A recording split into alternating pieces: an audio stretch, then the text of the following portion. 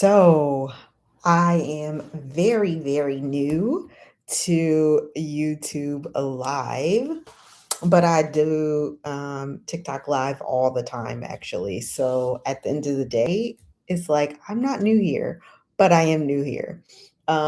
I am legitimately going to just be talking about some C dramas. Actually, I'm doing this because I need to record some things because I am legitimately trying to get some stuff together for my content. And so I will be talking about a couple of different shows. I'm trying to get my other screen popping off so that I can legitimately be talking to several different people all at the same time. Because, at the end of the day, I gotta be like legitimately. Yeah, I do. Leave me alone. Okay. Don't judge me. I'm trying to get everything situated and it is working slightly. You can see me, you can see the shows behind me. All right. So, two things. Number one, I know that I need to, I can capture the moment as they happen. Yes. I love it, by the way. I am definitely trying to figure out, I'm loving this. I wish I can get this on here. I can, but I just got to learn how to do it. I don't know how to do it right now. Um, but I'm trying to get content for my other platform, which is TikTok. So I am new here on calling you TikTok, recording on TikTok. Um, All right, so K drama, C drama, J drama, any of the dramas is basically what I am going to talk about today. I am going to talk through some of the shows that I currently watch in order to definitely get your recommendations, get your whatever it is that you have. I want to know because legitimately, I watch so much, I consume so much, to be honest, that even the shows that I think I'm going to watch, I end up watching what other people recommend. So, legitimately, it's just how it goes. Okay. So, don't judge me because this is a no judgment zone. I don't know if you follow me, I don't know if you've seen me before, but always on every platform, we are in no judgment zone because we all watch different K dramas, C drama, J drama, T dramas, all of the dramas. And legitimately, you can't, we all like different things. So you can't judge people in this community. All right. So I am Kimchi and Katanas. First and foremost, I basically get on here, talk about the shows that I watch, actively listen to what you guys are watching in order to sort of create a community where we're talking about the shows that we watch. And so I do watch K dramas, C dramas, J dramas. I am just starting to get into T dramas actually this weekend, to be honest. And so I want to make sure that I have the full the full picture of all of the Asian dramas, which, to be honest, there are so many that there is legitimately not enough time in your life to watch all of the shows. Which is why this is a no judgment zone because we watch all different shows and there's literally no time to watch all of them. Okay, so I have a couple of different shows to talk about today. I am going to not quickly, but I'm going to like summarize. I'm going to try not to give spoilers, but knowing me, I probably will give spoilers.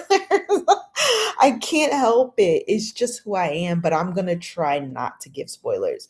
So I'll start with K drama. So I'll start with the K drama Boyfriend on Demand. I loved Boyfriend on Demand. I'm legitimately going to say this. I stand on it. I say it with my full chest. I loved Boyfriend on Demand. There have been some critics who are like, "Oh my God, the AI was too much," and I understand that, and I can see from other people's point of view where you're just like, "No." But one thing to know about me is I am action, sci-fi, fantasy girly first before I am romance, right? And so this Boyfriend on Demand, this show had all of the things, right? Legitimately had science fiction, it had AI, it had romance, it had all of the pieces in one show. Like, what more can you ask for from a show? There weren't even episodes that were slow for me because a lot of the newer 2026 K dramas have been slow or have been kind of average, to be honest, or their last episode was just legitimately ugh, which really ruined the entire show. But Boyfriend on Demand, so I watched it the second it came out on Netflix. I legitimately binge watched all of the episodes at one time. And the only thing I had to say about it was it did feel kind of rushed. To be honest, to me it felt rushed. Not the female lead's character, but the secondary female lead who was going in and started playing the game like it's a game. They kind of rushed through her like cuz she basically went through every last one of the gentlemen in the AI, right? She was like, "Oh, this is not real." And she just started like rumbling through them and I was like, "Girl, that was crazy." Even the AI thought she was crazy. But it was so good, but they rushed her story, and even in the end when she like met up with the guy at the restaurant at the cafe, it was kind of like he was thrown by her and he was all like, and then it just kind of like ended and I was like, man, nah, you could have given us a little bit more. She was super interesting, to be honest, and she added that like we needed that little bit of, I don't know, like all the shows need a little bit of whatever that is.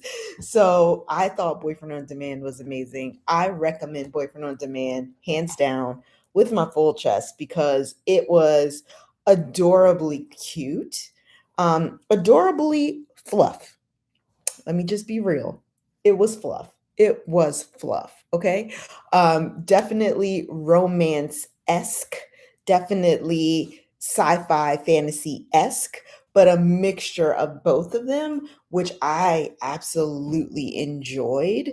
And I would even say that the cameos that were in Boyfriend on Demand were even better than the actual show. Oh my God, all of the cameos. I loved all of the cameos. They were that good. And so I definitely feel like if you just want a fun, fluff type show, Boyfriend on Demand on Netflix, all the episodes are out. Just watch it. I definitely would hands down say not the best, but really good fun show to watch. It is heavy sort of virtual reality, and it's funny I say that with this show behind me because also virtual reality. But Boyfriend on Demand, I would absolutely suggest that you watch. So Boyfriend on Demand is one, and Boyfriend on Demand is on Netflix. So I'm just gonna put in the chat Boyfriend on Demand. So it's one of those shows where legitimately, if you have nothing else to watch, and you know what I would, oh my goodness, you know what it's good for? Um, the in between shows, which I'm calling rebound shows, especially if you watch Pursuit of Jade. If you watch Pursuit of Jade, this is a great rebound show. It is legitimately just fun, fluff all day. I would enjoy it. You would enjoy it. So definitely, I recommend for rebound show for, oh, I didn't even think about that. And I've been telling people, legitimately telling people, like, make sure you have a rebound show. And it's funny because this Boyfriend on Demand is a definite rebound show for after Pursuit of Jade, by the way. Okay. So that is all for Boyfriend on Demand. And I recommend. Okay. The next show that I thought was really, really, really cute, and these are fluff. So I'm talking fluff at the moment. Um, Practical Guide to Love. It's on Viki. It is so cute. I thought I am not I don't wanna say I am not heavy on the love triangles, but a lot of the K-dramas have love triangles, like, you can't get around the love triangle, but usually, the love triangle is just so, like, weird, toxic, weird, that you're just like, "Ugh," but Practical Guide to Love had a really good love triangle. Like, I enjoyed the love triangle. Like, so basically what happens is I'm gonna try and do this without spoilers, okay? But it's hard to do without spoilers. So basically, the girl, meets the guy, who is the wood he works with wood, right? He's a woodworker. I don't know what you call him. He's not a lumberjack, but, like, he creates things, right? Furniture and all those stuff, right? Which, by the way, I loved them together. But she also had a blind date with a younger guy, and in her mind, they were friends because they had a blind date, and then and then she's just like, we're not really compatible. We're just gonna, whatever. But he instantly is just like, boom, you know how it goes in a good K drama, right? He is just like, yes. And so basically, the love triangle is she thinks he's a friend, so she's hanging out with him, but he has unrequited love for her. And then she is dating the guy who makes the furniture, right? She works at like I don't want to say like a department store, but maybe it is department store-esque. I don't know. I don't know. But in doing so, right? So she's hanging out with the guy who she's dating. She's also hanging out with the guy who she assumes that they're friends because they did go on a blind date, but she is just like, we're friends. Also, there's like an age difference, right? So this love triangle is the cutest love triangle I've ever seen. Like, not toxic, but very much like, oh, so good. So the woodworker and the guy, like they know, like, you know what I mean? It's a male thing, right? They're pumping up their chest, like, we're dating. He's like, nah, you're not dating. Like, she didn't say you were dating. So it's this whole the love triangle is so cute, but yet it's not like super toxic, and it's not like I wasn't I don't want to say I wasn't rooting for one person or the other, and it wasn't like, what makes the a bad love triangle is that the person ends up being the girl's friend who they've known for a gazillion years, and they never say anything until someone else walks in. That's my issue with love triangles. It is. But this one was different because this one was more of a blind date and then actual date. You know what I mean? Like, both of the males were new. So cute. So I would definitely recommend Practical Guide to Love. It's on Viki.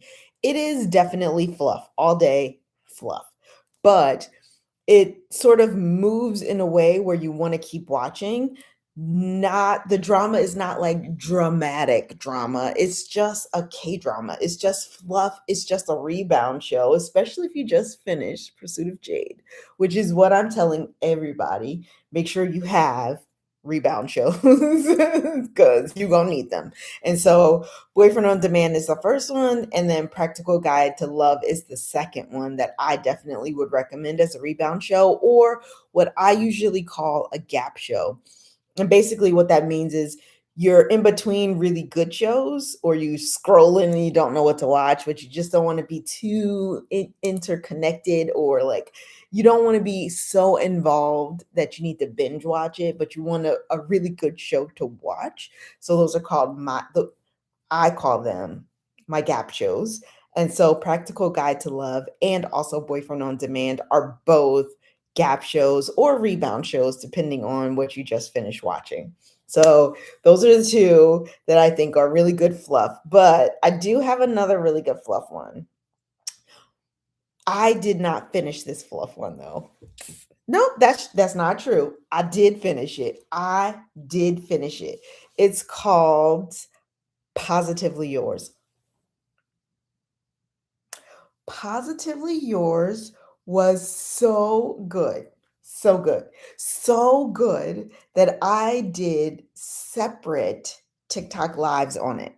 Like this show legitimately felt like an old K drama wrapped inside of a new 2026 K drama bow. If that can be like your sort of picture of what you would expect from Positively Yours, that's what it is. So it had all the feels, it had the drama, it had the love, it had all the pieces. It had the ajumas, it had small town, it had all the pieces, right?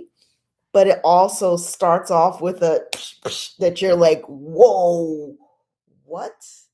That is new and that is different.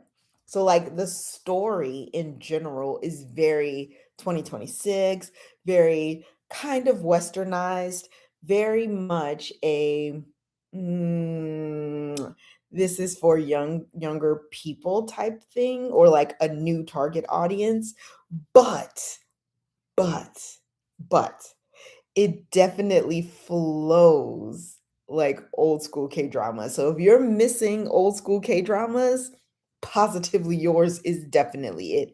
It has the the best Chebo. If you know what a Chebo is, then you know what I'm talking about. Usually they're jerks. Usually the rich guy or the CEO of the company. They're usually just like, I don't want to deal with you. And then they fall in love and then it's like all mush. And then, that it's an equation. We know how this works.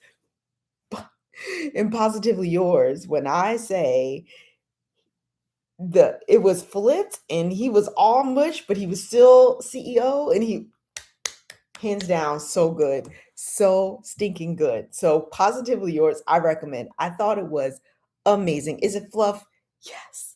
Yes, it is fluff. Okay, it is absolute fluff, but it wasn't like crazy bad fluff. If that makes sense. It wasn't crazy bad fluff, right? So I definitely feel like if you're looking for something fun but different but the same, it's the best way I can explain it because it legitimately is fun, different, and also old school K drama esque. So Positively Yours, it's on Viki. And it definitely will satisfy that like feeling of a lot of, especially in this community for our K dramas this year, especially the newer ones, we've all been feeling that like they're not really giving us the feels, they're not doing anything for us at all. Positively Yours. Positively Yours is the show you want to watch. So I'm going to put that one in the chat as well. So I would definitely say Practical Guide to Love, and Boyfriend on Demand are rebound shows or gap shows, right? But Positively Yours is an absolute must go on your watch list today kind of show that you need to make sure you watch, because it will give you life. It will give you hope that the new shows for 2026 will definitely give you something. Then Positively Yours is what you want. Positively, I'm trying to type and talk at the same time. It ain't easy. That's why you gotta have like a manager or something. Positively Yours. Okay, so that is on Viki, and it's worth the watch. Positively Yours is worth every cent. If you don't have Viki, check Daily Motion because it may be on Daily Motion. Honestly, you'll have to watch ads, but it's worth it. Positively Yours. Go watch it for sure. Okay. So if we have the two gap shows, right? We had that I absolutely recommend, which is Boyfriend on Demand and Practical Guide to Love. Gap shows and or rebound shows if you just finished Pursuit of Jade. And then Positively Yours. So is legitimately a show that you need to put on your list. These are all K dramas, but Positively Yours is one that I say goes on the watch list today. Right now, go watch it if you have Vicky. So good. So worth the watch. Okay. The next show is a show. It's a K drama. It's definitely K drama. But here's what I would say. I don't know that I recommend it. So, K drama Spring Fever. I don't know. I don't know that I watched all of the show. I definitely was like, it is good for a background type show when I just needed to watch something. Don't get me wrong. There were funny parts, there's the love piece. It was comical, it was romance, it was cute. It's a small town. I don't know what it was about Spring Fever. So K-drama Spring Fever, I would definitely say I'm on the fence as far as recommending it. I would say that if you know me, you know that I also had high expectations for Spring Fever, the K drama Spring Fever, and I just didn't feel like it gave me any of the things, to be honest. I don't recommend it, but I'm not saying that it's not good. Like I said, I watched all the episodes of Spring Fever. I thought it was cute. I did laugh. I did smile. I love the male lead. Like the pieces were there, like his arm sleeve, which we all thought were tattoos, the fact that everybody thought that he was like a thug but he wasn't, like all the pieces were there. They had their love was a slow burn. Oh my god, so slow and so adorable. But it was not, it didn't do anything for me, honestly. It did nothing for me. I don't know why, but it just didn't. It didn't do anything for me. So I don't recommend Spring Fever. But I do know that there are a lot of people that enjoyed Spring Fever and a lot of people that definitely was like, why didn't you like it? But it just wasn't for me. So as far as K dramas go, and to be honest, I'm going to be completely honest. 2026 was not hitting for me. Almost all of the other shows, all of the newer K dramas that came out, I did not like or I didn't even watch, to be honest. So the ones that I've talked about today, these I have finished and watched and enjoyed ish, right? So Boyfriend on Demand, yes. Practical Guide to Love, yes. Positively Yours, absolutely. Go watch it, go watch it, go watch it. Spring Fever, eh. Mm, probably it, like I'm glad I watched it because a lot of people did love Spring Fever. It just did nothing for me. So I don't recommend it, but it's on my list of shows that if you enjoyed it, I don't want to not talk about it. It was definitely very cute. There was a romance, there was a slow burn. There was hilarious parts. He wasn't a thug, but they made it seem like he was. He like the nephew. Oh my god, when his mom showed up. Oh my god, his mom. His mom. That's all I'm gonna say. His mom. No, no, and no. And he tried, and she just, no. So Spring Fever for me is but it's not a bad show, is what I'll say. It's not a bad show. Okay. The next show, K drama. So we're talking K dramas at the moment. So I'm talking about the K dramas that I've watched so far this year, 2026. Not all of them. This is a very condensed list of K dramas that I actually want to talk about. I've watched a lot more. I just kind of like not talking about them. Legitimately, 2026 K dramas have been me. So Gimbap and Onigiri Gimbap Gimbap and Onigiri. So it's on Netflix. It's more of a K drama, J drama mix, right? Because the boy is Japanese. The show takes place, majority of the show is in Japan. So I guess it could be considered more of a J drama, but it's a J drama K drama mix because the boy is Japanese and the girl is Korean. And she is in Japan learning how to draw anime and going to college. And he works in sort of the cafe that she goes to. This story is so slow. That's all I'm going to say. It is the slowest slow burn you will see, and just in general, like the story in general is slow. This is what the story in general for Gimbap and Onigiri is slow, and I understand that. And to be honest, when I talked about it on, because we go live on TikTok every Tuesday and Thursday, we have a whole big community over there. When I talked about it, people were like, I'm not watching that. Like so many people were like, I watched the first episode and no, I'm bored. And so I get it. But why did I love it? I have no idea why I loved it.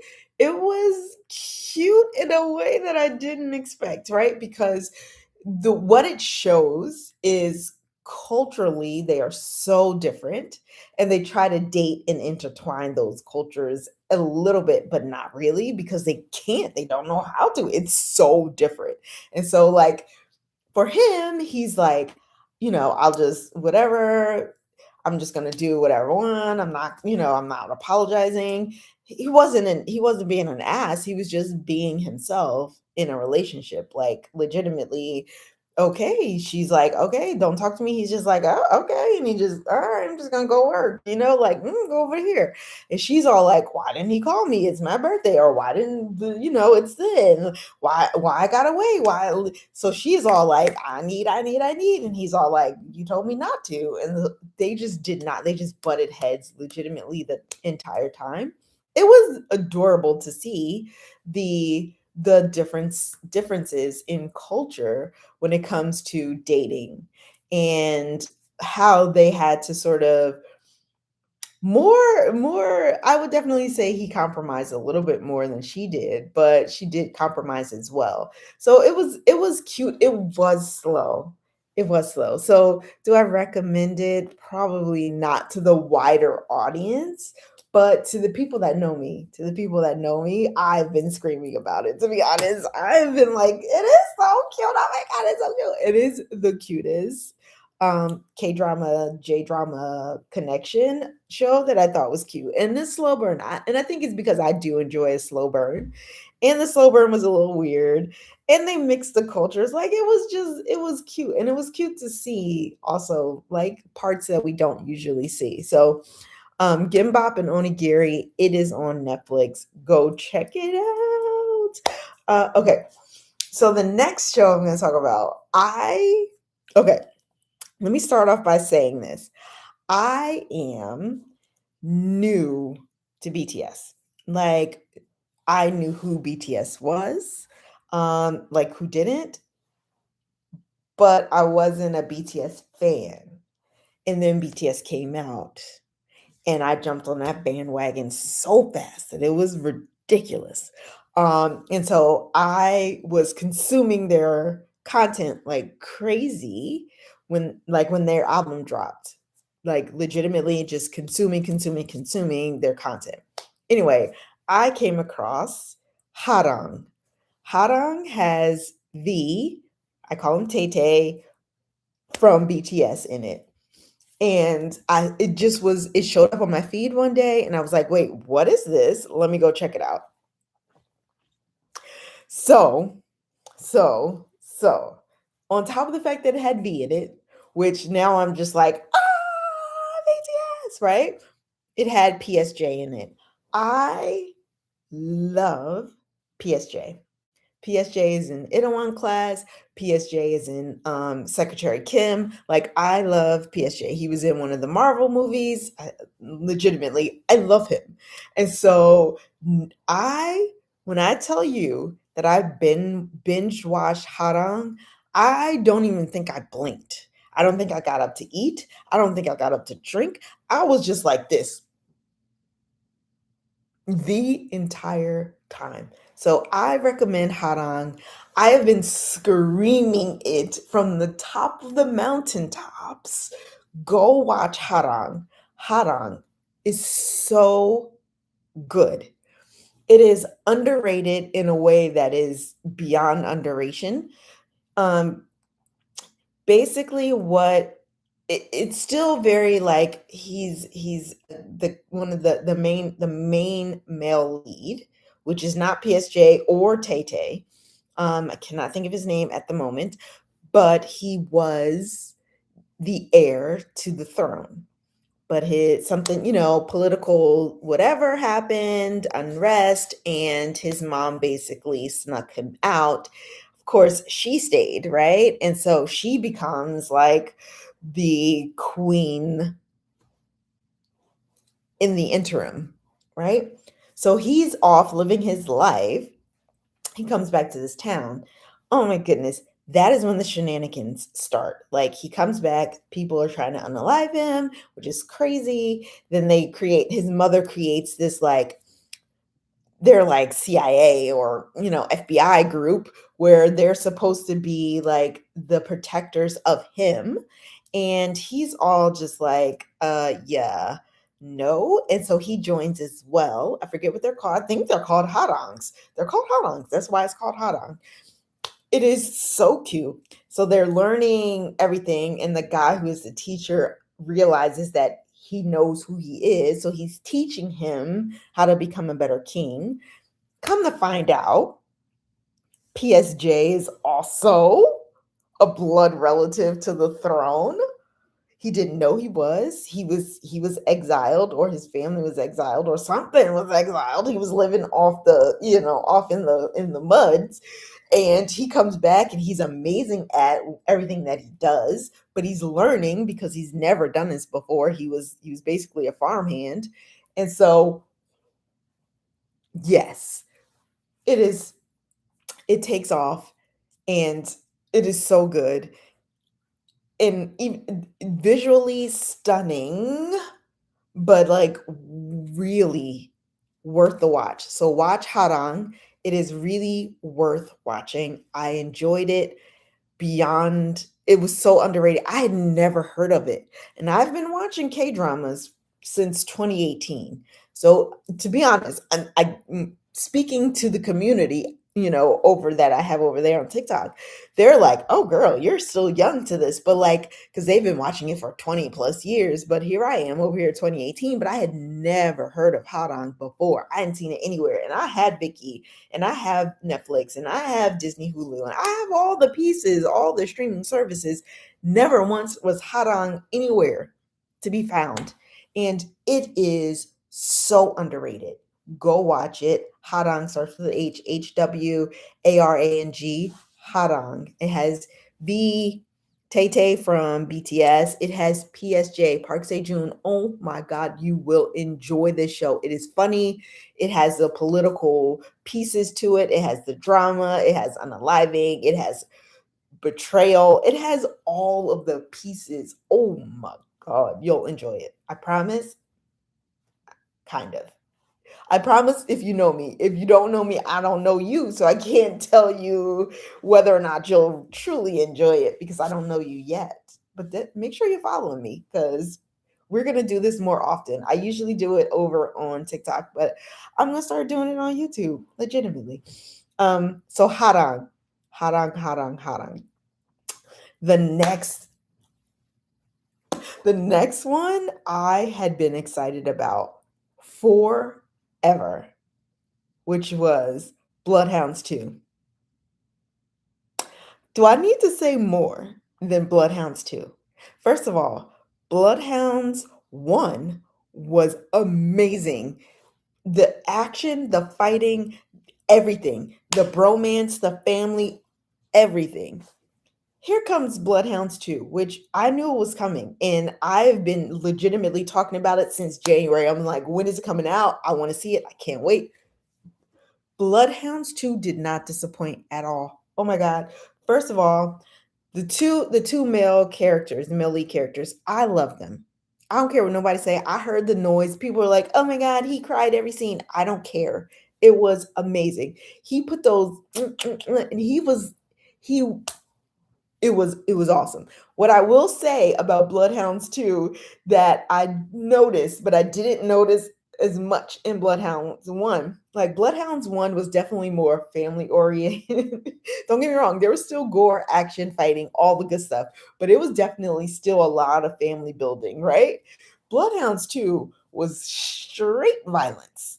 Like there was at least two scenes that I had to cover my eyes because I was like, I don't even want to see what he about to do. Oh, like Rain. Rain is his name. He played the best villain. I legitimately had me nervous. I was nervous.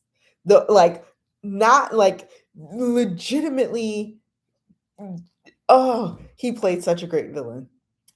He played such a great villain. I believe that he was evil. Like he I did not see Rain. I saw who he was in the show. So yes, Bloodhounds 2 takes the cake. And the sound, like you can't watch Bloodhounds 2 dub. You need to watch Bloodhounds 2 subbed. Okay? Because their voices ridiculous.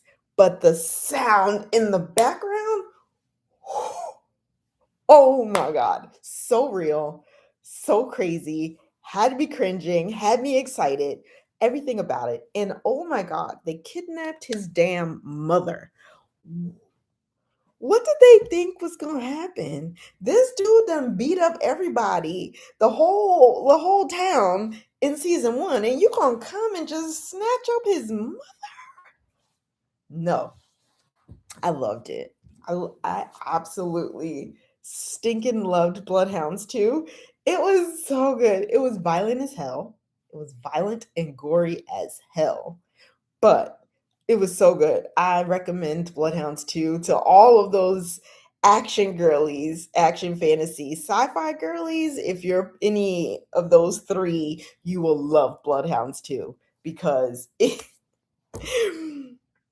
it had all the things, girl. It had all the things and then fighting. I will say, like I said, violence. Trigger warning, trigger warning, trigger warning, trigger warning, trigger warning. There is a lot of violence. A lot of violence. Like it is part of the show is there's an underground fighting and not like the old Brad Pitt show. Like this they were all the way until it was insane. It was insane. It was so good though. So Bloodhounds 2, I recommend. Absolutely. Please, please go watch Bloodhounds 2. Um, the next two are brand new. Like I watched them this weekend, and that is Perfect Crown and Wonderfuls. So I'll talk Perfect Crown first, and then I'll go into Wonderfuls. Perfect Crown, I loved. I wasn't sure if I was going to love it. I waited for all of the episodes to be out. I'm a binge watcher. Let me just throw that out there. I am a binge watcher. I would rather wait until all the episodes are out and then I'm going to watch all of them back to back to back to back because I'm not going to wait weekly for a show to come out. I can go watch something else. I have a gazillion shows on my list right now. I can wait. Anyway, so I watched Perfect Crown. IU and Usyk, but I call him Woo Woo. I don't know what his name is amazing in this show. I thought IU did an amazing job, but I also don't think that she's ever not done an amazing job in any show she's ever been in. Any show she touches turns to gold. She has the Midas touch, legitimately. The crazy, crazy, crazy sad part about Perfect Crown is it is a really good show.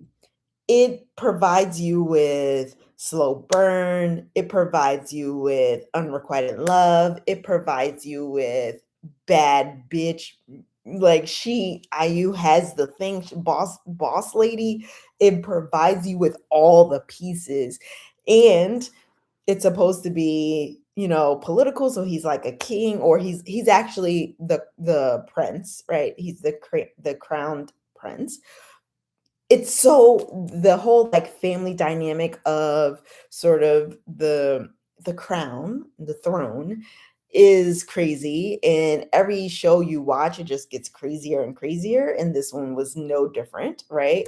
The queen dowager was just a I even said before, like, is there an instance where the queen dowager is not an ass? Because everyone that we've seen, the queen dowager is always like the nastiest person you will ever meet in your entire life, and I'm just like, why? Was there never a nice one? Like, where are those people? I'd like to see a story about that. But it just is what it is. Anyway, Perfect Crown um has a lot of noise now, which sucks because the show itself is really good. And it follows him all the way to the end, where he becomes Woo Woo becomes the king, and then basically says we're going to stop this. We're going to stop the whole idea of a king, and we'll allow the people, sort of more like a democratic way of, saying who's going to be the king, or in that king seat, right? And he stopped it basically, and he became just like a regular person, which, by the way, was the funniest thing ever when him and his assistant were trying to cook for the girls. Hilarious, hilarious. Now, there is Subway as their sponsor, and there is absolutely no way that, I'm sorry, either IU's character or the crown prince or his assistant went to Subway to eat Subway. I'm sorry. I know. I just don't believe it. I'm sorry. They should have gotten better sponsors. Like, legitimately. But that's just me. It's just me. It's just me talking. Don't Subway, don't come for me. Don't come for me. I'm just saying. It just was very just out of place. That's all. That's all. So I thought it ended really well. And to be honest, in Perfect Crown, the the main male lead and main female lead, which is IU and Woo Woo, their story was basically coming to where it ended, which is they were married, but they're still together. Whatever. It is the secondary couple. It is the assistants. The way that their story ended was beautiful. It was perfect. It was where we wanted it to go, but also what? And I'm not going to give you a spoiler. I'm just going to say their story progressed in a way that you felt when it ended. You felt it, and you were just like, you were legitimately clapping, and like it was so good. I loved it. So Perfect Crown, yes. I would definitely say watch it now because of the noise. So if you don't know the noise is that in South Korea, they are upset that the costume that he wears when he is becoming the king has 9 tassels and instead of 12. Not only that, but the wording that the people were saying that kind of sort of means like long live the king. I don't know exactly the words, right? It was the wrong word. So IU and Woo apologized publicly and on social media. And I think some of the people behind the scenes apologized. To be honest, on my TikTok live, we talked about the fact that the writers, the costume people, all of the people behind the scenes should have apologized first, because as an actor, you're going there, you're not choosing the costumes, you're not choosing the lines, you go there, it's your job. They put it on you, you go, you say your lines, right? And so I do understand, though, it is their image that they have to maintain, and they have to be perceived in a certain way. So I do understand why they apologize. But now the noise is growing. It's getting louder. And so in South Korea, they've already stopped sort of the walking tours. They do tours for like when visitors come, you can go and look at the places where the shows were shot and things like that. And so they don't do Perfect Crown tours anymore.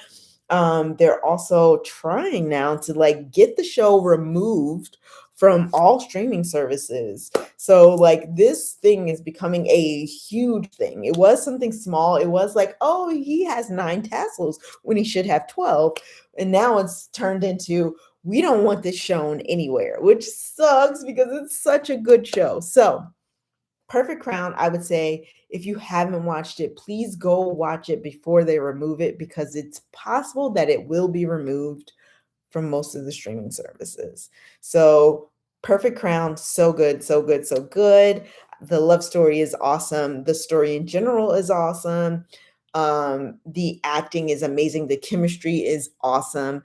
The second leads, their love story, it snowballed in the perfect kind of K-drama that we all enjoy. So definitely check out Perfect Crown. So do that, and then go watch Wonderfuls. Wonderfuls is on Netflix. Wonderfuls is so okay. So I've already stated several thousand times, I am sci-fi, action, fantasy girly first before I am romance and thriller and drama and all that, second, right? Wonderfuls is about superheroes. Wonderfuls is comedy. Wonderfuls is awesome. It's only 8 episodes. It will have you watching the show as if there were cliffhangers when there were no cliffhangers. I consumed that show legitimately in an afternoon because I couldn't stop watching it. I loved every second of it. And don't get me wrong, because some people were like, oh, it's a little bit too comical to me. It is a comedy. It is very much a, not slapstick, but very much a like, it's called Wonder Fools. They're foolish. It is that kind of comedy. Like the three of them, um, and the girl is from Attorney Woo. So if you watched Extraordinary Attorney Woo, you will love her in this. Oh my God. And her grandmother is the lady from Tomorrow, the Grim Reaper leader in Tomorrow. That's her grandmother. So any show that lady is in, I don't know her name, but any show she's in, she is amazing. And she did not disappoint in this one. Oh my God. And then Cha Un Woo, I think is his name. I call him Cha Cha. Some people call him Nunu. I don't know, but I'm gonna call him Nunu. So he stinking adorable in this show. And again, we come back to, we have noise again. So I guess like he has some tax issues in South Korea, and people are like, why didn't you, get him, script him out? And they're just like, we couldn't. We didn't find out until the last minute. This show could not have been as good as it was without him. He was amazing. He did his job. His acting was on point. Okay. It had a small amount of drama. Okay. Small. Small amount of drama. He did betray her slightly. I don't know that you can betray somebody slightly, but he did betray her. So I'm just gonna throw it out there. That's a spoiler. He did betray her. So there's that, right? But he did also help her, and they did kind of flirt. So there's a little bit of romance. It's an action show, and it's called Wonderfuls, and it's about superheroes. So don't go in expecting love and romance. It is action. It is adorable, and they get their powers. Their powers are crazy a little bit. So like she definitely can transport, which is crazy, but she can't control it for the most part. She can also not be unalived. So there's that whole thing. And the story is based off of her and how she got her powers. I'm not going to give you any more spoilers, but you will, once you watch the show, you'll understand. And then her friends, the guy who's like her best friend, he has super strength, which I'm sorry, anybody would want that. And I'm going to tell you why this is foolish in a second. And then the other, because there's a trio of them, and I'm leaving Cha out. So Nunu is left out for the moment because he was part of an experiment. So he had his powers longer, and he can control things, metal. I don't know. He can control things. He's awesome. I love his powers. I love him in this. But the three of them, the other three, the Wonderfuls, the other guy has stickiness. He has stickiness, guys. Like he can stick to the walls and things. Very much like a Spider-Man, but like not Spider-Man. So I say all that to say the fool part, besides the fact that they're pure comedy, they are just like foolish in themselves. The foolish superpower part is they need triggers in order for their powers to work. And oh my god, the the guy with super strength, you have to berate him. You have to like say bad things to him. And so he is legitimately like they have to say like, "Oh, you're dumb." And then he'll be like, "Boop." Like it's crazy. It's foolish. It's foolish. It's comic, but very very adorable. For her, it's like it's like caffeine. So she needs caffeine in order to transport. But her transportation, the way it works is she always comes back to that spot. So she can't just go. She can't just be transported one place and stay there. Like her transportation is that when she goes, she has to come back. Like she comes back. So, but it's triggered by caffeine. So that's a whole nother thing. And then the stickiness guy, he has to lie. So he in order for his powers to work, so let's say he's climbing a wall, which he does, he has to lie to himself in order for the stickiness to work. Crazy. And there is the hilarious part is he is in the basement that has all of the bad stuff. I'm trying not to give too many spoilers. And he's on the ceiling and he has to like swing to catch himself, but like once he catches himself, he has to lie and like it's a whole big thing. So Wonderfuls, I recommend. It's only 8 episodes. It's on Netflix. It is so good. The comedy is perfect. The acting is perfect. The story is needs more story. I will say this. They definitely left the ending open to have a second season. I don't know if they're going to have a second season, but it's left open. It's left open in a way that if they didn't have a second season, you would still be satisfied. Like episode 8 is still really good. It still ends in a way that like I said, you would be satisfied with what they have out now. So Wonderfuls, absolutely, absolutely watch Wonderfuls. Absolutely watch Wonderfuls. So that is it for my K dramas. I'm going to go right into C dramas because I could talk about C dramas all day and I don't have all day to talk about C dramas. I spoke too much about the K dramas, but there was just so much that, it is the way it is, right? So C dramas. And as you can see, I am C drama obsessed for sure. Legitimately, it's my clothing. It's what I'm wearing. So I've already done a review on Dashing Youth. If you haven't seen it, it's on my page. Go watch it. I loved Dashing Youth. I loved even the end, which is crazy. And the end is really good, right? But the villain, is he a villain? I don't know. What does he do? I'm not telling. I'm not giving spoilers for Dashing Youth. I'm going to suggest everybody go watch Dashing Youth. I've already done a review for it. So what I would say is if you haven't watched Dashing Youth, go watch my review first, then come back, watch Dashing Youth, and let me know what you thought about it. The reason I bring Dashing Youth up is because Dashing Youth is part of a trilogy of shows that basically takes place in the same universe with different characters. So they're all still connected, but it's not like season 1, season 2, season 3. It's all like these are new stories with new characters, but these characters also kind of, they're in the same universe. This is how it works.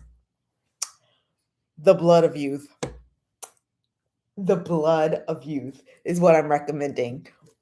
Oh my God. So it takes off. Okay, remember, say this again. I am a sci-fi action fantasy girly first before I am a romance drama thriller person, right? Don't get me wrong, still watch them. But over here is where I live. The Blood of Youth. Fight scenes from the very beginning. Not even joking. Legitimate magic powers, auras pop out, all of the things. They are legitimately flying off of the roofs of the houses. It is crazy. They have the historical clothing on. It is so good. Sword fights, spear fights, water fights, dragons, all kinds of things happen in the Blood of Youth. The kid is a freaking like genius. Like he's like, if you watch, he's like the Avatar, like the last Airbender Avatar. He's just walking around picking up all of the things, and I'm just like, yes, am I here for it? Absolutely, absolutely. However, even with all of these things, all of these magical powers that he has, he still gets locked up. He still gets used as a vessel, and I was just like, dude, use your damn powers. Use your powers. He did it. He did it. He did it. But it's basically a journey, as most fantasy C dramas are. Action fantasy C dramas. It's a journey through the martial world. They're trying to pick up skills and learn new things and battle each other. The Blood of Youth is so worth the watch. It is so good. I loved every second of that show.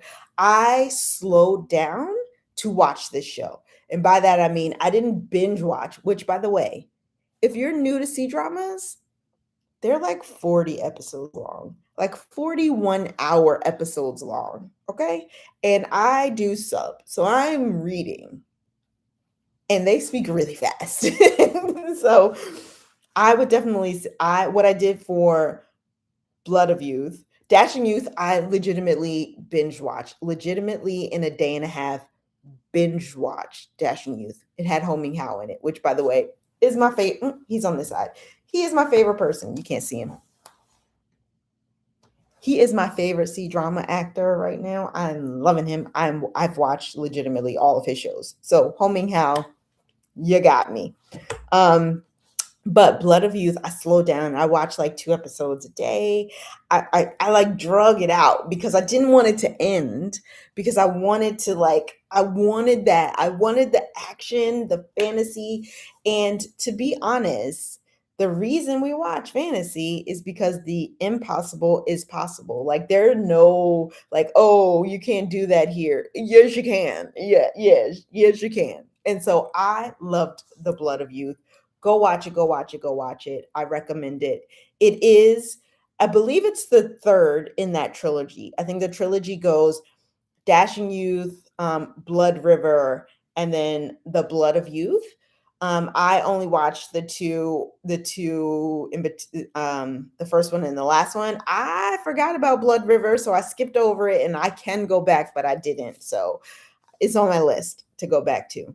But again, different stories in the same universe. So you could watch them however you want to watch them, because they all the characters connect, but it's not like a ongoing story. So definitely check them out. I love them. Dashing Youth, Blood River, The Blood of Youth. So good. Fantasy C dramas. Okay. The next show. The next show. The next show. Miss the Dragon with Dylan Wang. Miss the Dragon with Dylan Wang. I wanted to like it better. I really did. So let me just also say, if there's a dragon in it, I've probably seen it. I've probably seen it. Or I probably have it on my list to watch. I love a dragon in any show. If a dragon shows up, whether it's a water dragon, a cloud dragon, a real dragon, whatever, I'm watching it.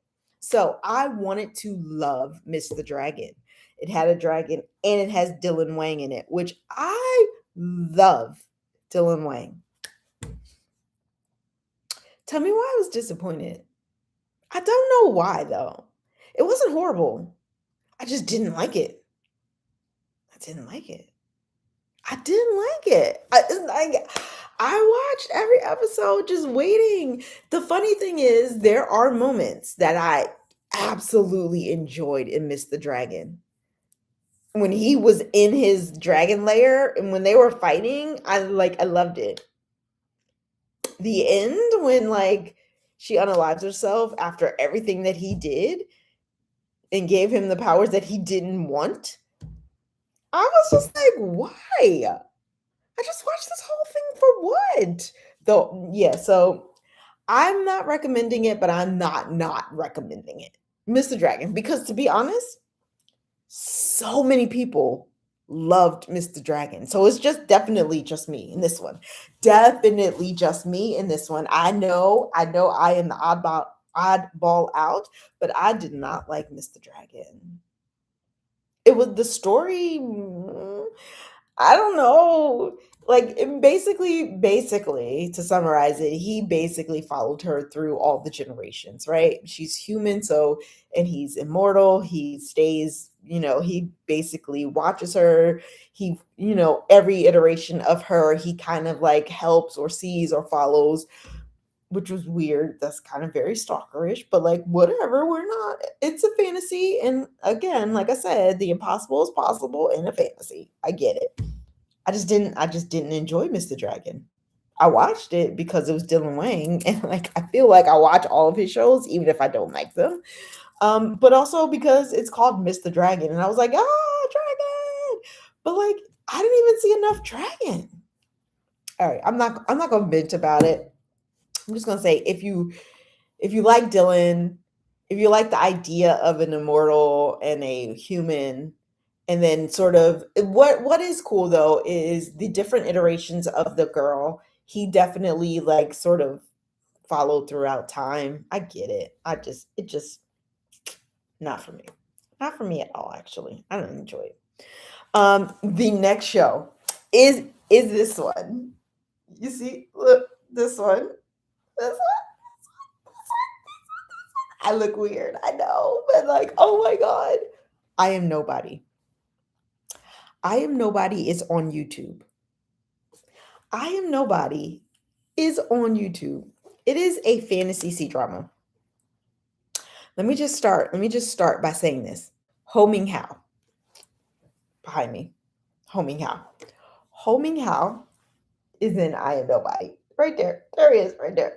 Ho Ming Hao is in I Am Nobody. I've watched almost all of his shows. So Ho Ming Hao, yes, check, done. I'm here for it.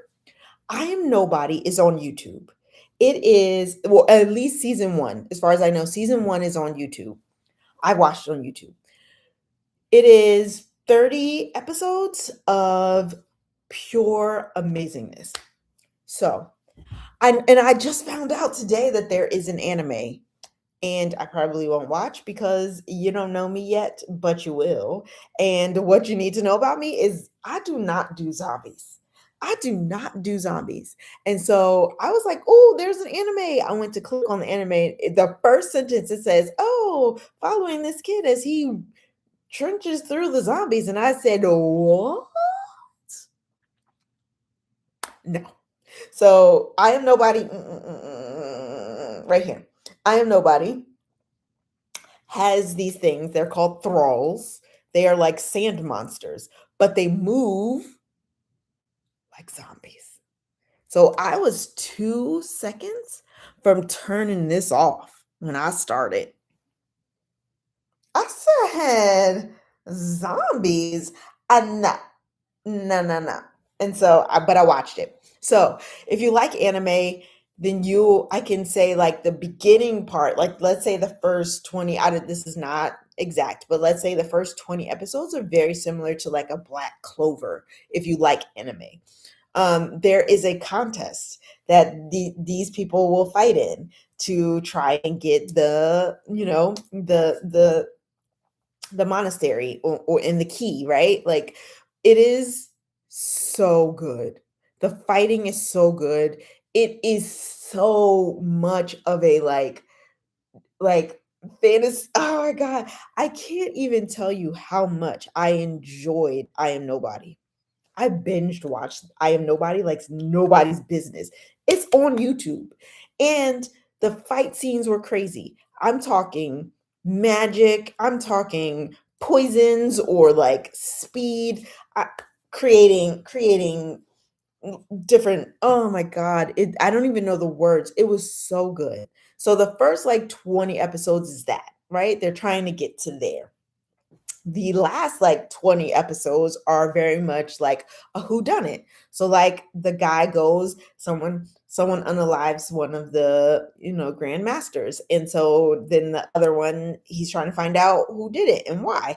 And so there's this whole piece there. So like if you want to think of I Am Nobody, it's basically like three different um tropes or genres in one show, because it is the battle at the battle of the contest at the, the first stage. The second stage is a whodunit, which kind of slowed down a little bit, and I literally was like, do I want to finish? And then I was like, I don't know. So I let it play, and then I was like, oh snap, because the end still very much like an anime, but the end was so good. Oh my god. The girl, you can't see her. She's on the end right there. You can't see her, but she's in there. She's in there. The girl is like one of the daughters of like the immortal people, right? And so but she can't remember anything. So he's the kid I keep pushing the wrong one. The kid is trying to help her get her memories back, which basically leads them to this place where they probably shouldn't have been. And on back on the train, if you have seen I'm Nobody, he ends up on the train where Homing Hal was trying to keep him away from this damn train. So was everybody else. He ended up on the train anyway, right? And so basically what happens is he gets the key, which is QI, which is like the superpower, right? How he gets the superpower, very, very much like Aang from the last Airbender, very much like a like Avatar, like anime, like he's giving a thing, and then all of the people behind him are touching him and giving him his power. Ding ding ding ding. It was so cute. I loved I loved it. I loved it. And then I'm told, like I said, I'm told there is another season of I Am Nobody, like the live action part. And then there is an anime for I Am Nobody as well. It's not called I Am Nobody. I forget what it's called. It starts with an H. I did look it up and I was like, zombies, no. Boop, boop, boop. So I did not watch it. But I recommend I Am Nobody. I recommend I Am Nobody, legitimately. Okay. The last two are big ones. The last two are huge, huge, huge ones. Okay. Fangs of Fortune. I didn't even do Veil of Shadows. We'll do Veil of Shadows next time. Fangs, Fangs of Fortune. It's on IQG, IQE, IQIYI, IQE. Homing How is in it. He's a male. He's the male main male lead. And then the secondary character is the guy from Veil of Shadows. You want to talk about bromance? You want to talk about bromance? I loved them together. I love them together. You want to talk about love story? Yes. Slow burn? Yes. You want to talk about unaliving? Tears? You want to talk about tearjerker? You want to talk about trauma? Fangs of Fortune has all of them. They're going on a journey. There is magical powers. There are magical lands. There is a mountain god. There are multiple mountain gods. There's a demon. There is a demon realm. There is all of the pieces. The villain is like ex best friend of Homing House character, which is the who is the demon leader. Oh my god. Fangs of Fortune. I recommend, I recommend, I recommend. This show cannot be this underrated. I don't know why more and more people are not watching it. I will say trigger warning for Fangs of Fortune. Trigger warning for Fangs of Fortune. You will cry, especially at the end. Bang, bang, bang, bang, bang. You will cry. It's so worth it though. Not like, not like Cdrama. Not like, oh my God, I'm never gonna breathe again. But like, oh my God, trauma, but not trauma. So good. I recommend Fangs of Fortune all the time. I recommend Fangs of Fortune on my page all the time. I recommend Fangs of Fortune for clips. I recommend Fangs of Fortune for everything because it is top tier fantasy C-drama. Top tier fantasy C-drama. And people who have seen it agree. If you haven't seen it, you can't talk about it. Go watch it. Top tier fantasy C-drama. Homing Hao. Yes. Yes. He was amazing.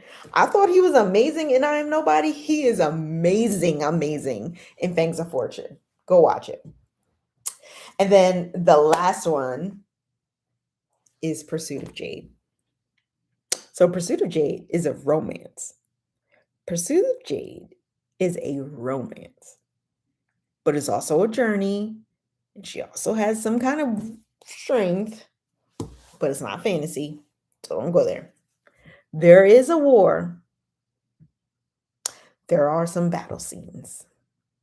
You will get connected to these characters as if they were your family. Hands down, you will love Pursuit of Jade.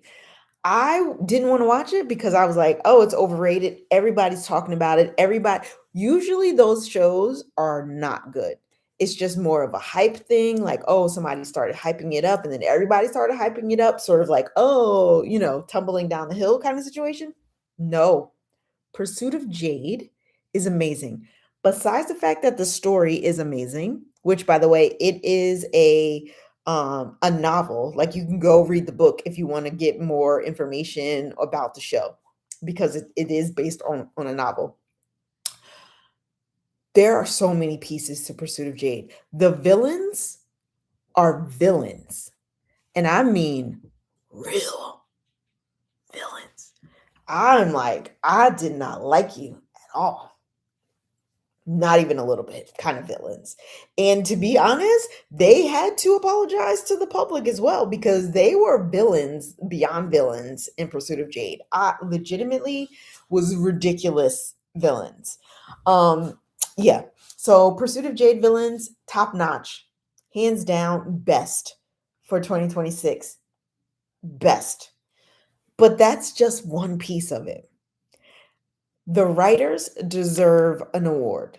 That story flowed in a way that you didn't know that you were watching 40 plus episodes. It was so good. When I say it sucked me in, I mean, I was sucked in by episode 1. Like 20 minutes into episode 1, I was like this. Sucked in. Pursuit of Jade. Pursuit of Jade, definitely writers awards. They should get them. Villains awards. They should get them. Absolutely. The visuals of this show were off the chain. The visuals. I'm talking about you want to see yearning, you want to see romance, you want to see love visually, like not like, oh, holding your hand or not like grabbing the sleeve. I'm talking in the face. Like I saw it. I was like, there were scenes when he looked at her and I was like, damn, does he love her for real? Because he was like, and I was like, when I say Pursuit of Jade is good, I mean in every aspect. Visually, the writing, the acting, all of the things were there.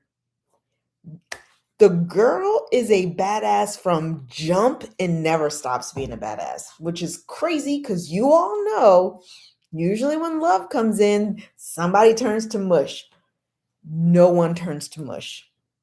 No one. They're all still just like ready.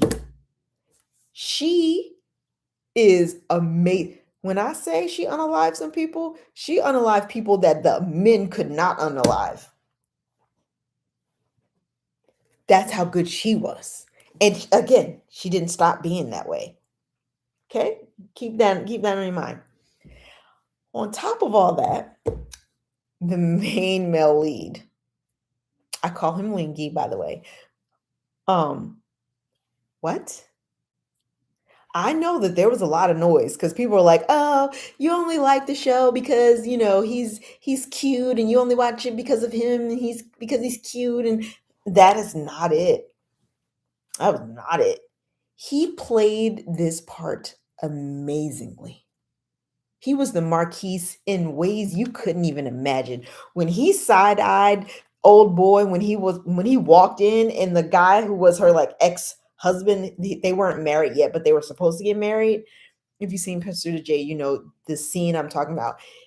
The Marquise walked in and he did one of these like that dude almost passed out. Actually, I think he did pass out. Side-eyed him like crazy. And this is what I'm saying. Like this show, Pursuit of Jade, is so good. And then at the end, they throw you some what if scenarios.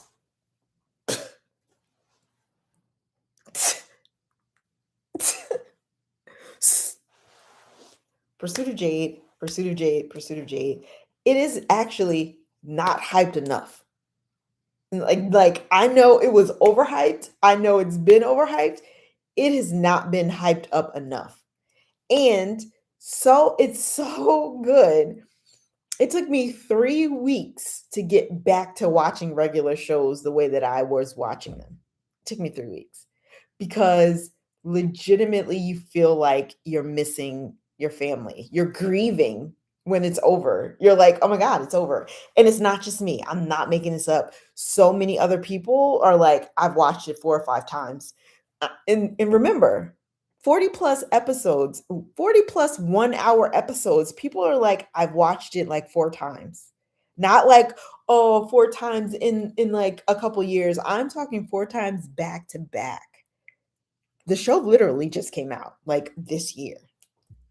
People already rewatching it because the grief is so strong once it's over. It's just like, what do I do now?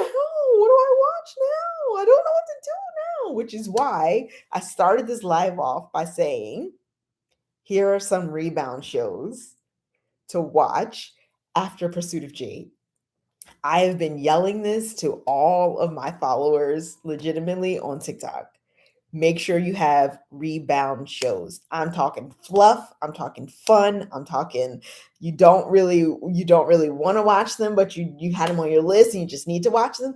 Do not watch another great show after watching Pursuit of Jade.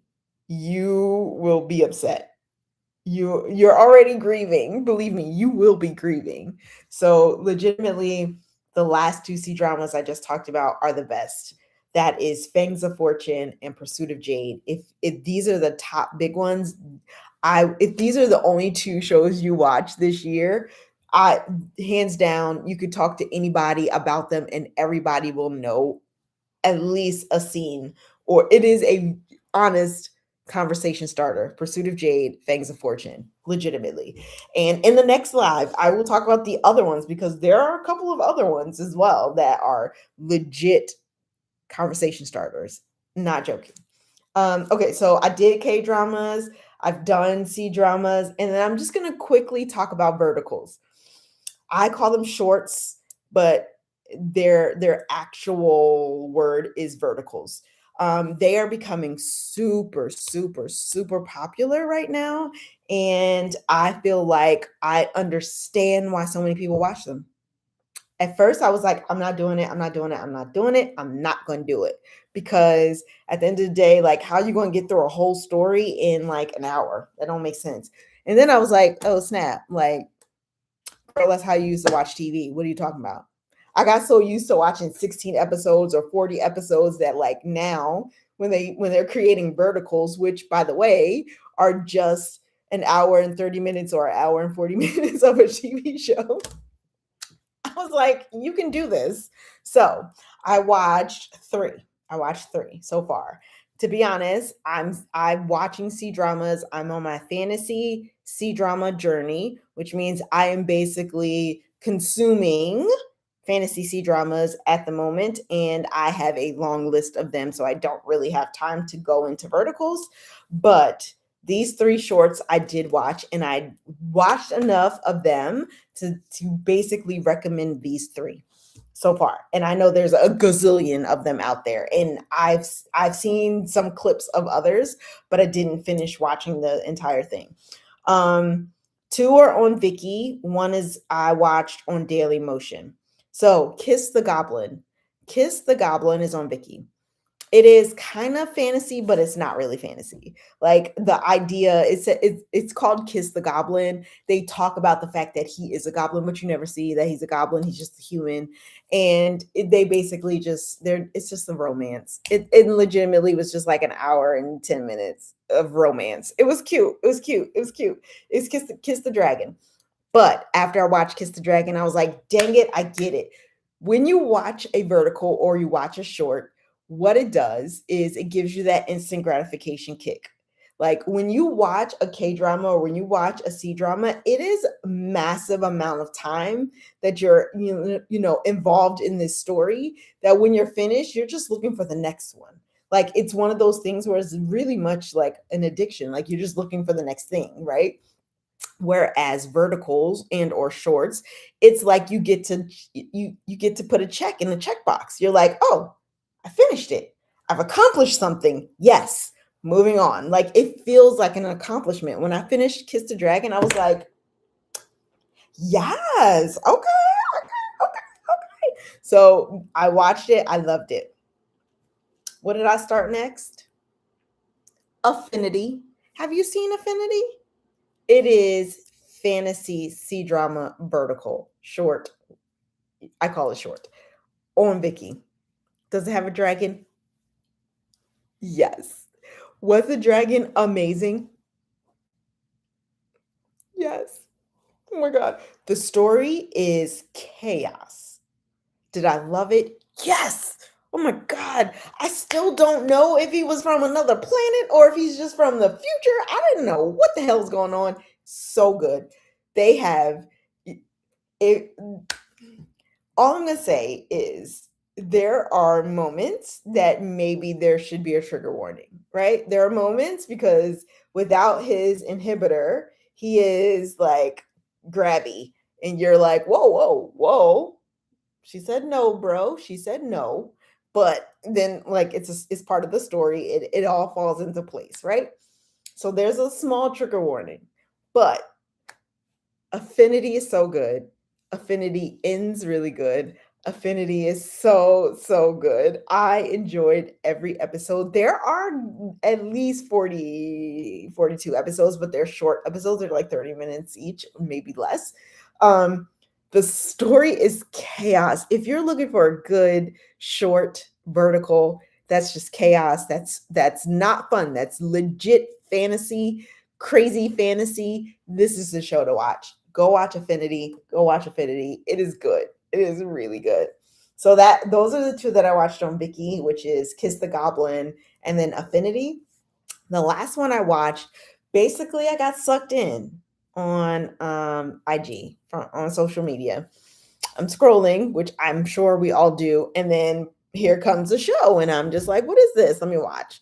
Then I was like, nah, I don't want to watch. And then it was like, boop, got me. Was I in? Yes. I was on there looking for the next one. Yep, got me. Then I was like, let me go see where it is. So I went to Daily Motion. It's called Maid Rocks the Mansion. I loved it.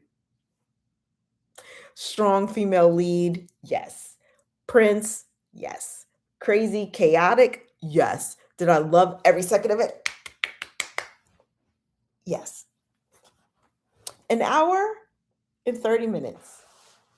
And I felt great after watching it. I was like, I accomplished something today.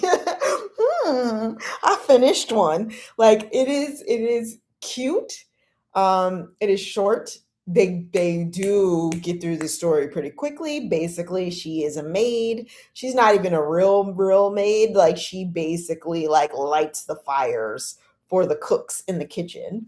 He is an exiled prince. She is basically helping him get his crown back. When she starts to realize that he is starting to get better, people are talking and they're like, he can't be married to her. So she leaves, right? Which is very much K drama, right? Very much K drama.